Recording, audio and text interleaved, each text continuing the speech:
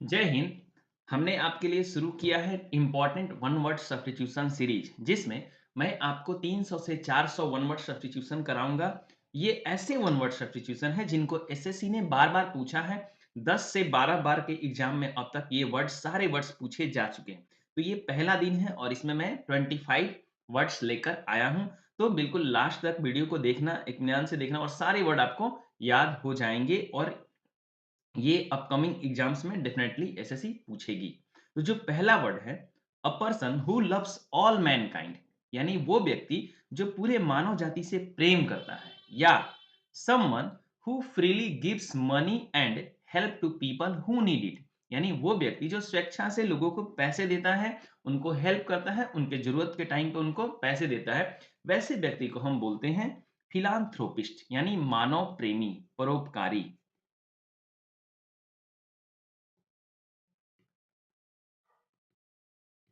ठीक है। और ऐसे व्यक्ति को एल्ट्रुइस्ट भी बोलते हैं, जो डोनेशन देता है, किसी ट्रस्ट को देता है, किसी चिल्ड्रन के स्कूल्स को देता है, वैसे व्यक्ति को हम परोपकारी बोलते हैं। और ये दोनों वर्ड एसएससी ने बार बार पूछा है। ठीक है। अब देखिए कैसे इसको याद करेंगे। देखिए, फील जहां पे भी वर्ड आता है, PHIL, उसका मतलब होता है लव। ठीक है। और एंथ्रो का मतलब आपको पता होना चाहिए, एंथ्रो का मतलब होता है ह्यूमन, मानव जाति। और जिस वर्ड के लास्ट में IST लग जाता है, वो पर्सन हो जाता है, वो पर्सन है।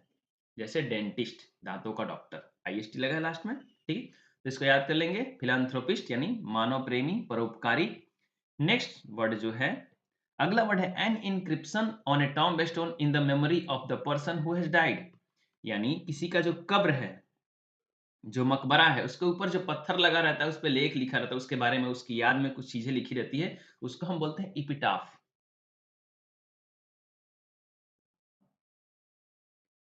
ठीक है, कब्र लेख, इपिटाफ।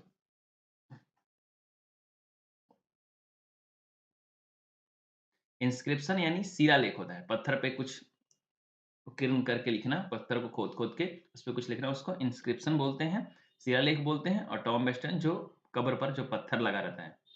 ठीक है। नेक्स्ट जो वर्ड है, अगला है something no longer in use, वो कोई चीज जो लंबे समय तक अब यूज में नहीं है, वो आउटडेटेड हो चुका है, पुराना हो चुका है, उसको बोलते हैं ऑब्सोलीट।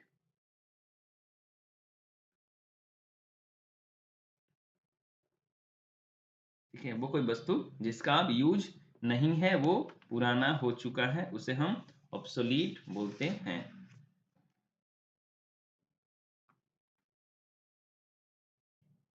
अब देखिए कैसे याद करते हैं। आप स्लेट जानते हैं, पहले हम लोग बचपन में स्लेट पर लिखा करते थे, मिट्टी का स्लेट होता था या गत्ते का होता था।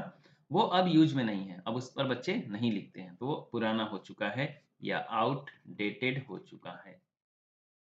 कि आउटडेटेड कहिए, ऑब्सोलीट कहिए, वो कोई वस्तु जो अब यूज में नहीं है। Next, hand writing which is difficult और इम्पॉसिबल टू रीड, ऐसी लिखावट जिसे पढ़ना और समझना मुश्किल हो। ठीक है। तो ऐसी लिखावट को हम बोलते हैं eligible, I I double L I E sorry GIBLE, eligible यानी अपठनीय। दोस्तों ये बना है लेजिबल से, LEGIBLE, लेजिबल। लेजिबल का मतलब होता है पठनीय, जिसे पढ़ा जा सके। सॉरी, अपठनीय नहीं, पठनीय, यानी ऐसी लिखावट जिसे आसानी से पढ़ा जा सके, पढ़ने योग्य, लेजिबल।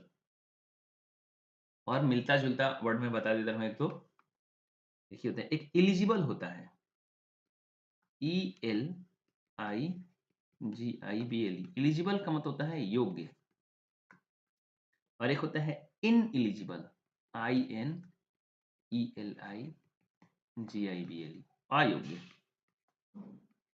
देखिए कौन कैसे बन, देखिए लेजिबल का मतलब पठनीय, जिसे आप पढ़ सकते हो, उसमें IL लग गया यहाँ पे, तो वो उसका एंटो बन गया, अपठनीय जिसे आप नहीं पढ़ सकते, एलिजिबल।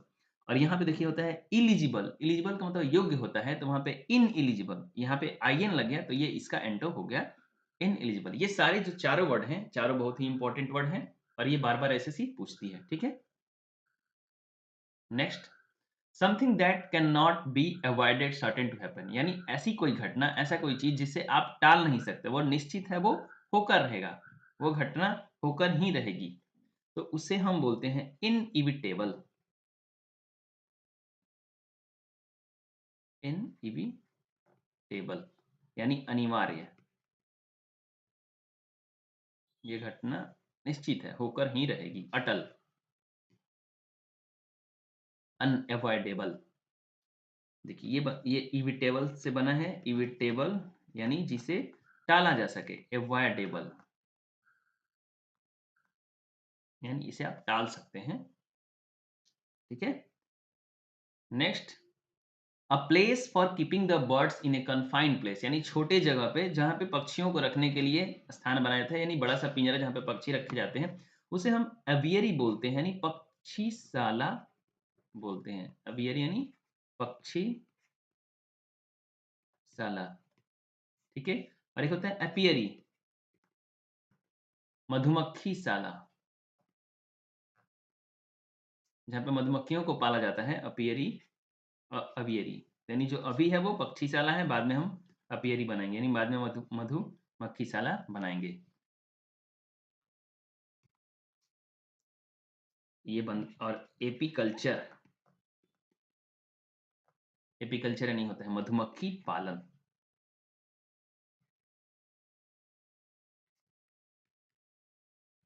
ठीक है?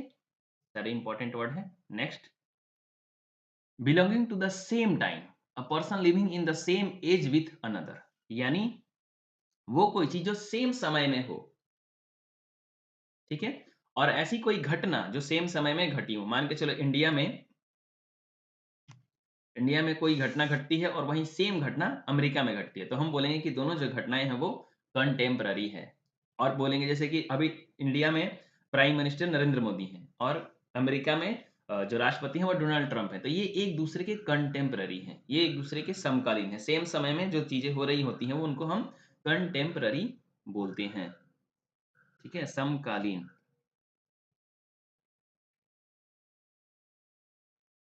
ठीक है? कंटेम्पररी यानी समकालीन।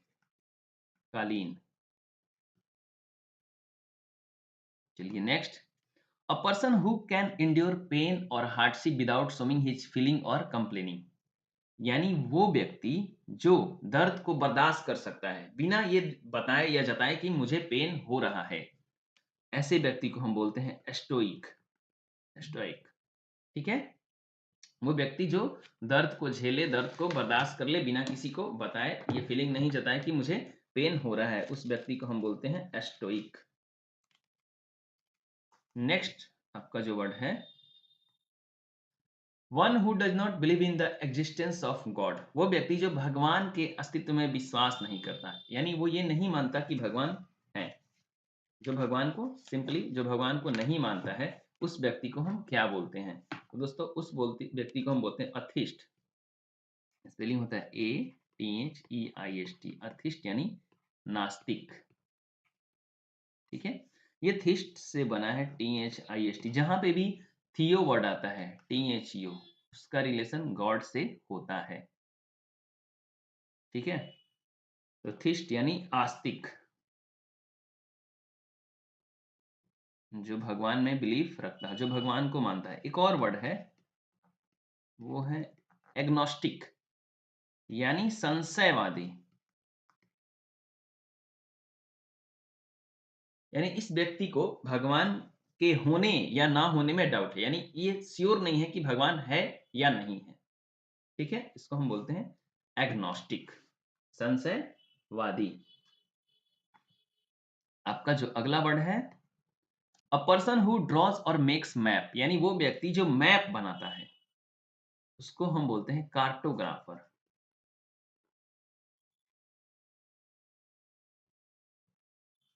तो बोलते हैं कार्टोग्राफर, मैप का जो रचना करता है, मैप का जो निर्माण करता है, उस व्यक्ति को कार्टोग्राफर बोला जाता है, मानचित्रकार।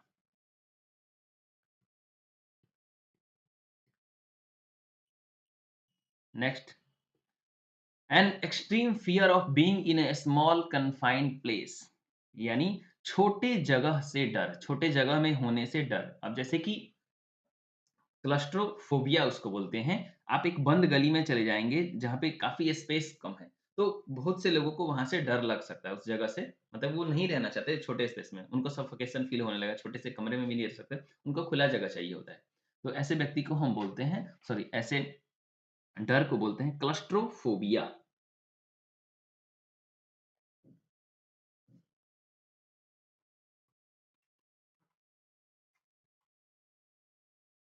ठीक है? अब देखिए, जहाँ पे भी फ़ोबिया आता है, उसका मतलब होता है डर, भय, किसी चीज़ से अत्यधिक डर। ठीक है? क्लस्ट्रोफोबिया यानी बंद जगह से डर।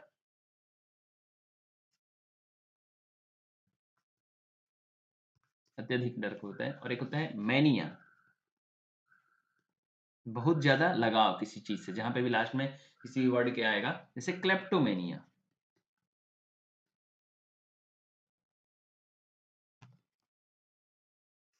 क्लेप्टोमेनिया का मतलब क्या होता है? चोरी करने की आदत, चोरी करने की बीमारी, यानी बहुत ज़्यादा लगाव उस व्यक्ति को चोरी, वो एक बीमारी है, वो हमेशा वो वो नहीं चोरी करेगा तो नहीं रह पाएगा। ठीक है? Next, one who knows everything, वो व्यक्ति जो सब कुछ जानता है, उसको हम बोलते हैं ओमनीसिएंट। ओमनी का मतलब होता है ऑल, साइंस का मतलब होता है नॉलेज, सिएंट वो पर्सन है जो सब कुछ जानता है। और भी वर्ड बनते हैं ओमनी का यूज करके, जैसे होता है ओमनीपोटेंट, इसका हिंदी मीनिंग होता है सर्वज्ञ, जो सब जानता है। ओमनीपोटेंट यानी सर्वशक्तिमान, पोटेंट का मतलब होता है शक्ति, पावर, ओमनी का मतलब ऑल, तो ये होगा सर्वशक्तिमान। कौन है? भगवान है, ईश्वर है। सर्वशक्तिमान। एक होता है ओमनीपोर्जेंट। ऑमनी प्रेजेंट यानी वो व्यक्ति होता है जो हर जगह विद्यमान हो, जो समान चीज हो, जो कॉमन चीज हो, ऑर्डिनरी चीज जो हर जगह पाई जाती है, इसे हम बोलते हैं सर्वव्याप्त या सर्वव्यापी। ठीक है? एक होता है ओमनी बस, ये ओमनी कार नहीं है, ओमनी बस है। ओमनी एक ब्रांड की कार आती थी पहले, अभी भी है, ओमिनी। ठीक है? उसमें सारे मतलब काफी स्पेसियस है। तो ओमनी बस यानी किसी राइटर के बहुत सारे किताबों का संग्रह जो होता है, जो कलेक्शन होता है, जो वॉल्यूम होता है, उसे हम बोलते हैं ओमनी बस, साहित्यिक संग्रह।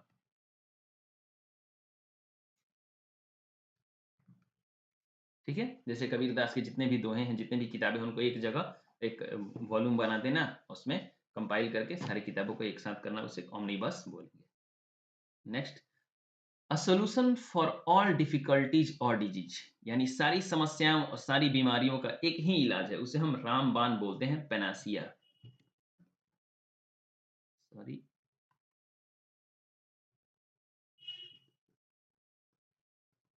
यानी रामबाण,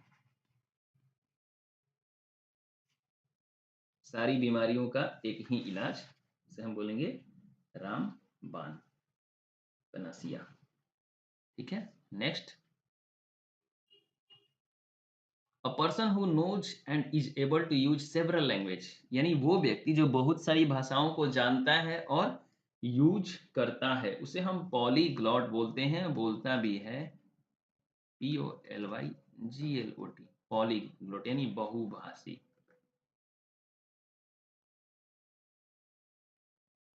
बहुभाषी पॉलीग्लॉट। तो ये होता है मोनोग्लॉट, इसका उल्टा हो जाएगा,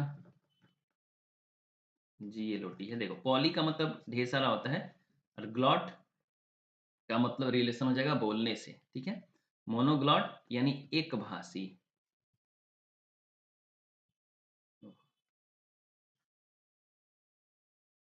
जो एक भाषा बोलता हो। लिंग्विस्ट क्या होता है? LINGUIST, जो बहुत सारी भाषाओं का अध्ययन करता हो, पढ़ाई करता हो, भाषा शास्त्री। ठीक है? बहुत सारी भाषाओं को जानता है। Next, an arrangement of events और dates in the order of their occurrence, घटनाओं को एक क्रम में सजाना डेट के साथ, इसको बोलते हैं क्रोनोलॉजी, कालक्रम।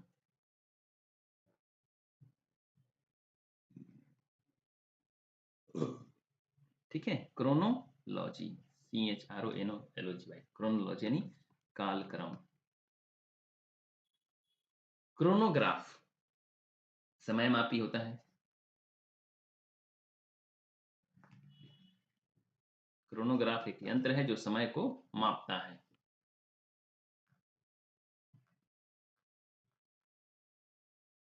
समय मापी, ठीक है, क्रोनोलॉजी। अब जैसे देखो 1915 में गांधी जी आए, 1917 में उन्होंने क्या किया, नील विद्रोह किया, ठीक है, 1920 में असहयोग आंदोलन लेकर आए। तो इन घटनाओं को एक क्रम में जो सजाने की क्रिया, इसे हम क्रोनोलॉजी बोलेंगे। नेक्स्ट, अ स्पीच और ए presentation made without previous preparation, यानी ऐसा भाषण या एक प्रेजेंटेशन जो बिना पहले के तैयारी के बनाया गया, एट ए टाइम तैयारी करके उसको दिया गया हो, तो उसे हम बोलते हैं extempore.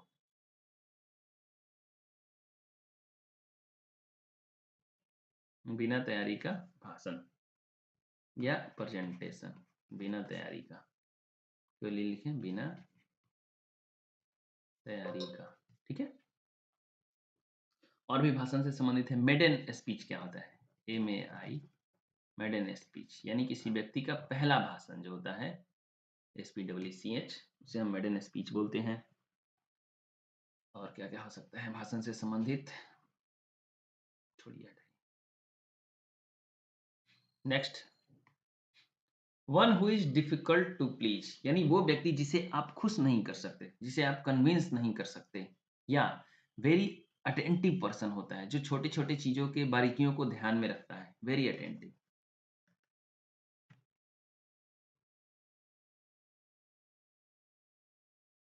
Concern with every minute details, accuracy, detail को ध्यान में रखता है, उस पर्सन को हम बोलते हैं फास्टिडियस, तुनक मिजाजी। जरा से भी कुछ इधर उधर हुआ तो वो नाराज हो जाएगा। फास्टिडियस, उस व्यक्ति को हम बोलते हैं हठी, तुनक मिजाजी।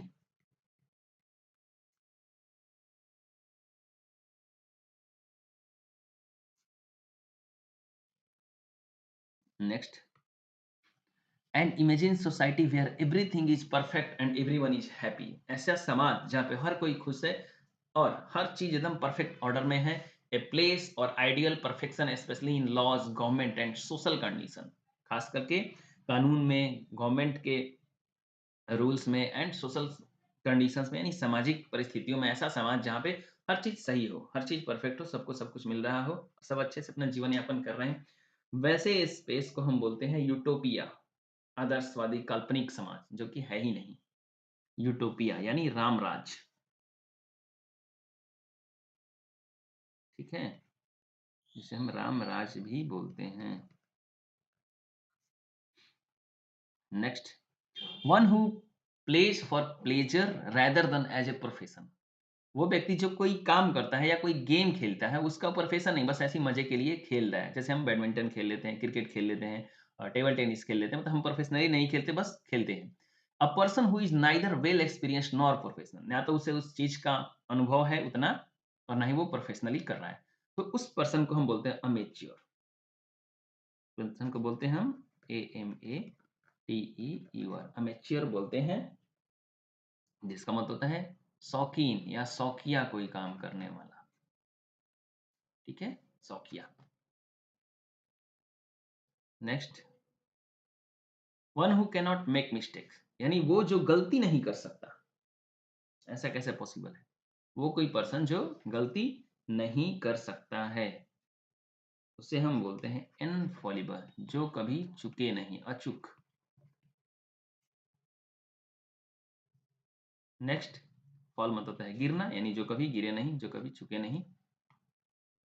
Able to use the left hand and right hand equally well, यानी वो पर्सन जो अपने दोनों हाथों का समान कुशलता से, समान क्षमता से यूज करता है, एक हाथ से लिख रहा है, एक हाथ से ड्राइंग बना रहा है ना, दोनों का हाथों को यूज में ले रहा है एक साथ, उस व्यक्ति को बोलते हैं एम्बी डेक्स्ट्रस, उभय हस्त। एम्बी डेक्स्ट्रस यानी दोनों हाथों को समान कुशलता से यूज करने वाला।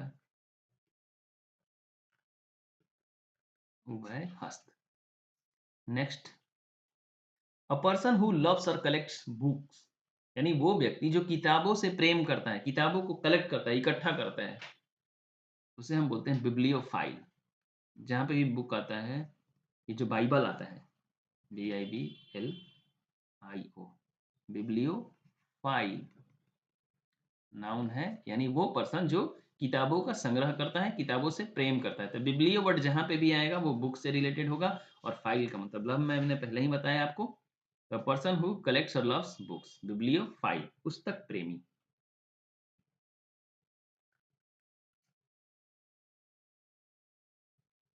पुस्तक प्रेमी।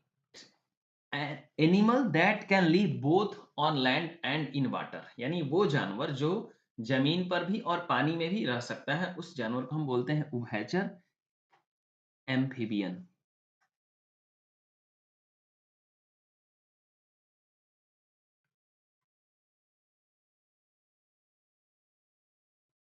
एम्फीबियंस यानी उभयचर।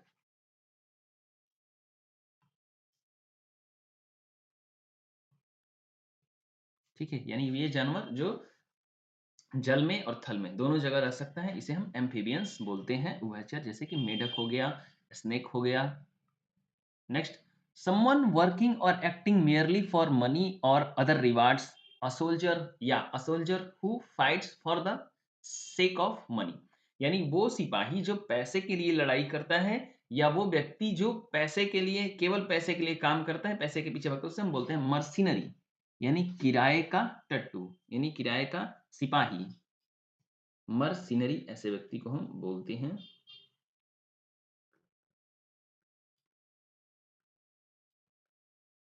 मर्सिनरी यानी किराए का सैनिक।